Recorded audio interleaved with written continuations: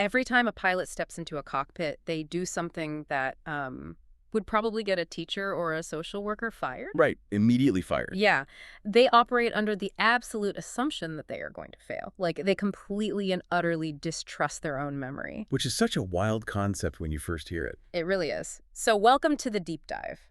Today we're exploring this truly unexpected intersection between aviation safety and, well, safeguarding. Specifically looking at the role of a designated safeguarding lead, or, a DSL. Right. The person in a school or community center whose entire job is to protect vulnerable individuals from harm. And honestly, it is a phenomenal comparison. Because at first glance, a cockpit and a crowded school hallway seem like they have, zero in common. Absolutely zero.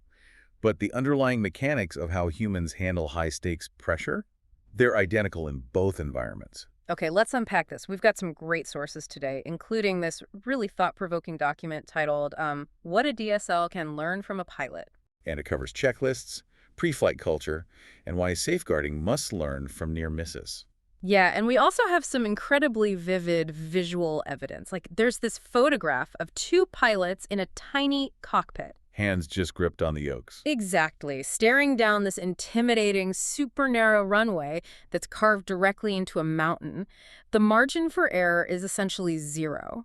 Right. But the core premise here is that disasters, whether it's a plane going down or, a vulnerable child slipping through the cracks, they don't happen because of one massive cartoonish blunder. No, they really don't. And that is the core tenet of aviation safety. And honestly, it's the hardest truth to accept in safeguarding. How so? Well, when a serious incident happens involving a vulnerable person, the public, the media, they all want a single villain. Right. They want one isolated mistake to point to and say, that's why it happened. Exactly. But if you study these tragedies, they operate exactly like plane crashes.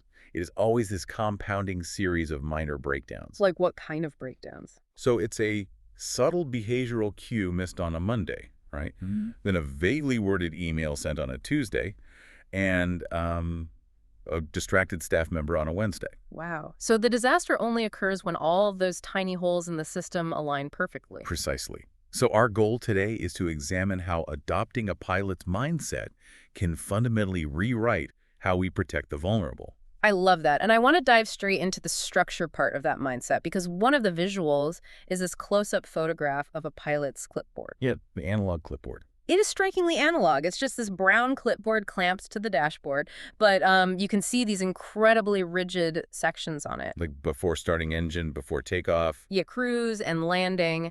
And the pilots don't just glance at it. They physically touch each item. Which is so intentional. It really makes me think about how we process information in a crisis. Like, imagine you're driving in a massive, completely unfamiliar city, and suddenly a severe thunderstorm hits. The rain is blinding, your wipers are useless, the street signs are just a blur. A total nightmare scenario. Right. In that moment, you don't rely on your gut to find your hotel. You don't, try to recall a map you glanced at 3 hours ago. No, of course not. You rely completely on the GPS turn by turn. Exactly. You outsource your brain to a system you trust. And what's fascinating here is that society demands the exact opposite from our frontline workers. Wait, really? Yeah. We expect teachers, nurses, social workers to navigate that massive thunderstorm using only their memory. Oh, wow. Let's ground this in the reality of a safeguarding environment. A staff member's cognitive load on a random Tuesday is already at capacity. Oh, for sure. They're managing 25 students, lesson plans, admin tasks. Right. Now, drop a highly emotional disclosure into that mix. A student approaches them, clearly distressed, and reveals something deeply traumatic. Which changes everything in an instant. It does. Neuroscience tells us exactly what happens in that moment. The amygdala, the brain's threat detection center, just completely takes over. It triggers that fight or flight response. Exactly. And when that happens, your working memory and your executive functioning, the parts of your brain responsible for step-by-step logic, they essentially shut down. I hear that, but let's be real for a second here. Okay. If a student is sitting in an office, crying, sharing something horrific, pulling out a literal clipboard and checking off boxes, that feels incredibly cold. I know, it really does. It feels robotic. How do you balance the deep human empathy required for safeguarding with the, rigid mechanical structure of a checklist? You are hitting on the exact friction point that makes people resist this concept. Yeah. But We have to reframe what the checklist is actually doing. Okay, reframe it how? The checklist does not replace the empathy. It protects the empathy. And text it. Because your brain's working memory is compromised in that high-stress moment. Right. So the checklist acts as an external hard drive. Oh, I see. A proper aviation-grade safeguarding process means the staff member doesn't have to waste a single ounce of mental energy trying to remember, like, step 4 of a 9-step legal policy. Because it's right there in front of them. Exactly. They can pour all of their energy into being present, compassionate, and supportive for that child. Because the system is carrying the procedural weight. That makes a ton of sense. So what does that external hard drive actually look like in a school setting? I mean, we aren't giving teachers clipboards to carry into the hallways. Yeah. No, it looks like clear, immediate, and repeatable processes. Like what? Like step-by-step disclosure guidance, visually printed and posted in staff areas. It's an explicit escalation flowchart. Oh, so if a student discloses physical harm, you don't guess what to do. Right. The flowchart says you call this specific phone number, you speak to this specific person, and you log it in this specific database within 1 hour. Wow, so it just completely removes the burden of decision-making from the panicked individual. Exactly. That shifts the perspective entirely. You're basically building the safety net before anyone even falls. Which ties directly into what the source calls the pre-flight culture, because half of the items on that pilot's clipboard are completed before the engines even turn on. Exactly. The preparation is everything. And it forces a tough question for leaders listening to this, Do you prepare for a crisis, or do you just hope your team handles it well when it inevitably arrives? And in a safeguarding context, that pre-flight culture means the heavy lifting must be completed weeks before the school term even begins. So lots of meetings. More than just meetings, it requires incredibly specific scenario-based training. You don't just hand a teacher a manual. Right. Nobody reads those anyway. Exactly. You sit the team down and say, okay, a student comes to you at 3:15 p.m. on a Friday and says they were afraid to go home. Walk me through exactly what you do next. Oh, I love that. You expose the gaps in the system while everyone is calm. Precisely.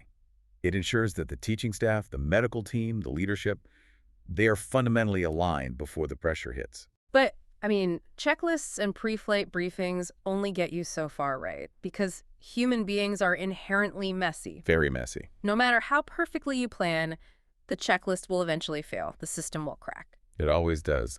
And when a system fails in aviation, they don't just shrug it off and hope for a better flight tomorrow. They consult the black box. Which is such a powerful tool. Yeah, we have this striking image from the sources of an engineer handling a flight data recorder. And it's actually a bright neon orange cylinder. Right. They call it a black box, but it's bright orange. Exactly. Designed to survive absolute destruction. It's got flight recorder, do not open, stamped across it in these huge block letters. It is arguably the most important piece of technology in modern transportation. It records thousands of data points: altitude, engine performance, pilot inputs, cockpit audio. And what do they do with all that? Well, the critical takeaway is what the industry does with that data.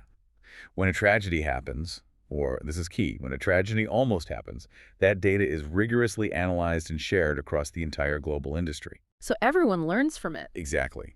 A mistake made by a pilot over the Pacific Ocean on a Monday becomes a mandatory safety update for a pilot in London by Friday. That is black box thinking. That's incredible. But obviously, we don't have USB ports in the backs of our necks recording our heart rates during a difficult conversation with a parent. No, unfortunately not. So how do we actually apply black box thinking to the human systems a DSL manages? By fundamentally shifting what we choose to pay attention to. In human-centric fields, we tend to only focus our investigative energy on the catastrophic failures. Like the confirmed cases of abuse where the system utterly collapsed. Right. We do massive, exhausting postmortems on those. But the aviation mindset dictates that the most transformative high-leverage learning actually comes from the near misses. The near misses. I need a concrete picture of that.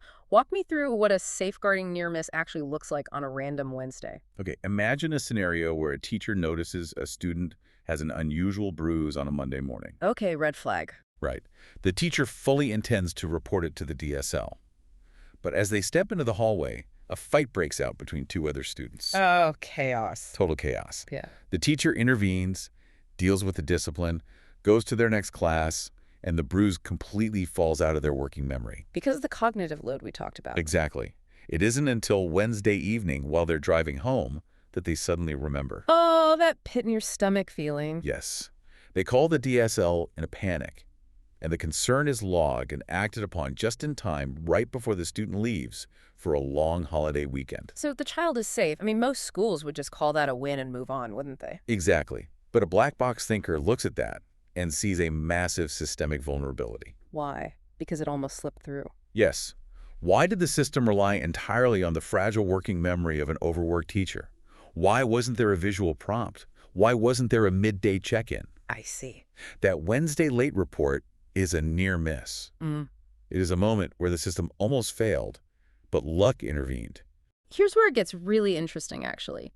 The source document drops this brilliant strategic insight regarding this. Oh, the free lessons concept. Yes. It frames these near misses as free lessons. Like, they are the system actively revealing its cracks and vulnerabilities to you. Without charging you the terrible, irreversible price of a tragedy. Exactly. But they are only free lessons if you actively choose to see them. Which brings up a massive practical problem in my mind. What's that? Well, if I almost mess up at work, like if I realize on Wednesday that I forgot a vital safety concern on Monday, my first instinct is not to run to my boss and highlight my own negligence. Of course not. I'm going to log it quietly and just, hope nobody scrutinizes the timeline. Human nature. Right. So how does a DSL actually capture data that human nature is actively trying to hide? You cannot extract that data without completely dismantling the culture of fear. Dismantling it. In aviation, they rely on the concept of psychological safety, which the industry often calls a no-blame culture. A no-blame culture. Yeah. They utilize systems like the Aviation Safety Reporting System, where pilots can report their own errors without fear of losing their license. Wow. The blame is purposefully extracted from the equation because the ultimate goal is to patch the vulnerability in the system, not to punish the individual pilot. Okay, I have to push back hard on this. Go for it. If I'm a parent and my child was put at serious risk because a staff member forgot to log a crucial piece of information for 3 days, I do not care about psychological safety. I completely understand that reaction. I don't care about black box thinking either. I want accountability. I want someone fired. How on earth does a leader justify a no-blame culture to the outside world when vulnerable lives are at stake? This raises an important question, and it is honestly the single biggest misconception about this entire philosophy. Okay, clear it up for me. We need to be incredibly precise here. A no-blame culture does not mean a lack of accountability. They are two entirely different concepts. Break that down for me. Where's the line? The line is drawn between a systemic failure and reckless malice. Okay. If a staff member is intentionally malicious, or if they act with deliberate reckless negligence, that falls outside the bounds of a no-blame culture. There are severe consequences for that. As there should be. Absolutely. Yeah. But data shows that the vast, overwhelming majority of errors are made by well-meaning, competent professionals who are operating inside flawed, overwhelming systems. Like our teacher on the busy Monday. Right. In a true no-blame culture, accountability means you are strictly responsible for reporting the error immediately and actively participating in the investigation of why the system allowed you to make it. Because the alternative is driving the errors underground. Precisely. If you operate a culture of fear, where making an honest mistake results in a public reprimand or termination, people do not suddenly stop making mistakes. No, they just become experts at hiding them. Yes. They get defensive. They sweep the near misses under the rug. And in the context of safeguarding, a hidden mistake is a ticking time bomb for a vulnerable child. You cannot build a safe environment in the dark. You really can't. A staff member must feel completely secure walking into a DSL's office and saying, I had a conversation with a student yesterday. I thought I resolved it, but I've been thinking about it all night, and I realized I completely missed a red flag. And if they can volunteer that information without fear of retaliation, you actually have an aviation-grade safeguarding culture. Exactly. That completely flips the leadership mandate. You're shifting the entire focus from who do we blame for this to what conditions allowed this to happen. Yes, looking at the environment, not just the person. And according to the sources, a massive part of what allows these errors to happen or prevents them from escalating is communication. Communication is huge. The text makes a point to classify communication not just as a soft skill, but as a literal safety system. Like, pilots do not use casual language. No, it's incredibly structured. Very precise phraseology. They repeat instructions back to the tower to confirm understanding. They eliminate assumptions. Now compare that precision to how humans naturally communicate in a busy community center, Oh boy. right? A staff member might pass a colleague in the hallway and just say, "Hey, could you keep an eye on Sarah today? She seemed a bit off this morning." Which happens all the time. All the time. Mm. But that single sentence is a massive operational risk. It is entirely subjective. What does off mean? What does keep an eye on entail? I see. In safeguarding, vague reporting is dangerous reporting. Yes.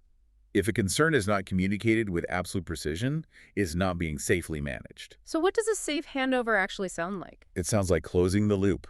Yeah. Instead of keep an eye on Sarah, an aviation grade handover sounds like, Sarah made a concerning comment about her home life at 10 a.m. I formally logged it in the system. Wow, very specific. I need you to monitor her behavior during the lunch hour, specifically looking for signs of withdrawal, and I need you to report back to me directly by 2:00 p.m. It establishes the facts, dictates the action, and sets a deadline for follow-up. Yes, no room for assumptions. It also trains the team to look for the tiny, weird details, doesn't it? Like, a pilot is trained to notice if a single gauge on a massive dashboard is vibrating with a slightly different frequency than normal. Right. They don't ignore it because it's small. They investigate it because that minor inconsistency could indicate a catastrophic engine failure brewing underneath. Yes, because in complex systems, small deviations are the early warning signs of larger underlying risks. So what's the vibrating gauge in a school? In a school, that vibrating gauge might be a missing log entry from a teacher who is usually meticulous. Or it might be a slight, almost unnoticeable inconsistency in the timeline a student gives about how they got a bruise on the weekend. Just tiny things. Tiny things. A culture trained in black box thinking doesn't brush those off as minor annoyances. They pull the thread. The aviation analogy holds up incredibly well through all of this, but our sources do include a very specific grounded section titled Where the Pilot Analogy Breaks Down. Which is super important. Right, because we have to address reality here. Humans are not machines. You cannot standardize a teenager's emotional state the way you standardize the flap settings on a Boeing 737. It is a vital caveat, and frankly, this is where we have to acknowledge that the job of a DSL is, in many ways, vastly more complex than the job of a pilot. Wait, more complex than flying a commercial jet. Explain the physics of that difference. Why is a school harder to manage than a cockpit? Because pilots operate within closed, predictable systems governed by the laws of physics. Weather introduces variables, yes, but gravity behaves the same way every single time. Okay, that makes sense. The aerodynamics of lift do not change just because the airplane is having a bad day. Furthermore, technical failures in a cockpit provide immediate, undeniable feedback loops. Like alarm is going off. Exactly. If an engine loses pressure, a red light flashes, an alarm sounds, and the pilot knows instantly that there's a problem. Right, the system screams at you when it's broken, but safeguarding operates in the dark. Exactly. A DSL operates in a deeply dynamic, infinitely complex human environment. They are managing emotional, behavioral, and psychological risks. Which don't come with warning sirens. No. A child experiencing profound neglect does not trigger a flashing red light in the hallway.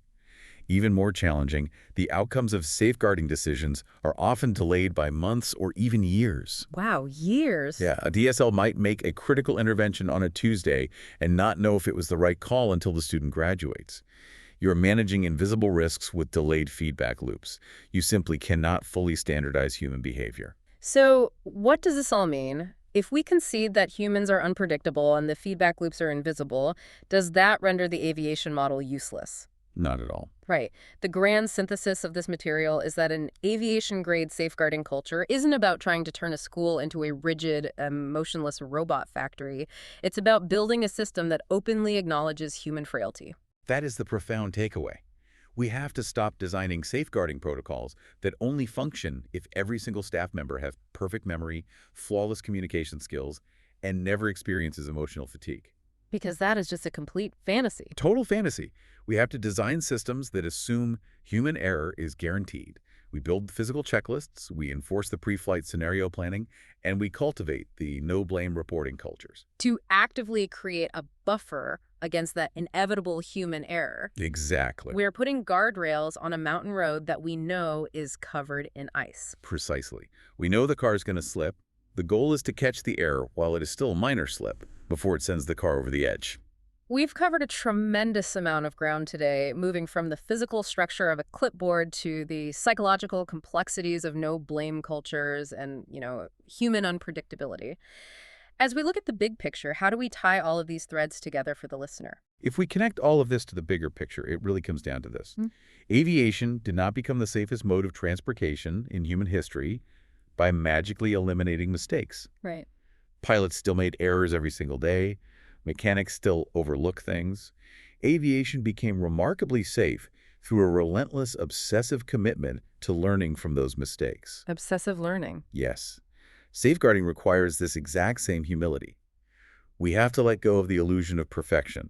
We have to let go of the idea that we can exert total control over every variable in a vulnerable person's life. So what do we replace that illusion with? Deeply prepared systems, an absolute commitment to transparent learning, and the leadership courage to constantly, obsessively improve. It's not about never failing. It's about ensuring the system never fails the same way twice. Precisely. We talked at the very beginning about that desire for precision wanting, the clean, objective data of an X-ray instead of the murky, muddy waters of human crisis.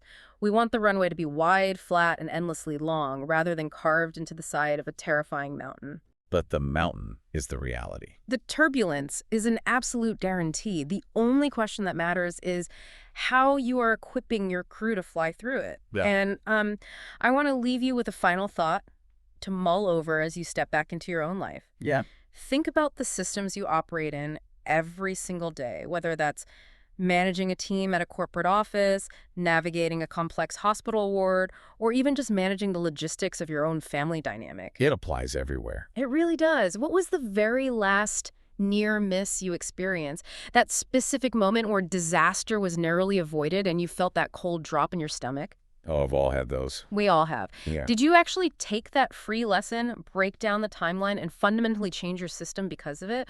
Or did you just breathe a heavy sigh of relief, wipe your brow, and move on, blindly hoping it wouldn't happen again? A powerful question. Thanks so much for joining us on this deep dive. We'll catch you next time.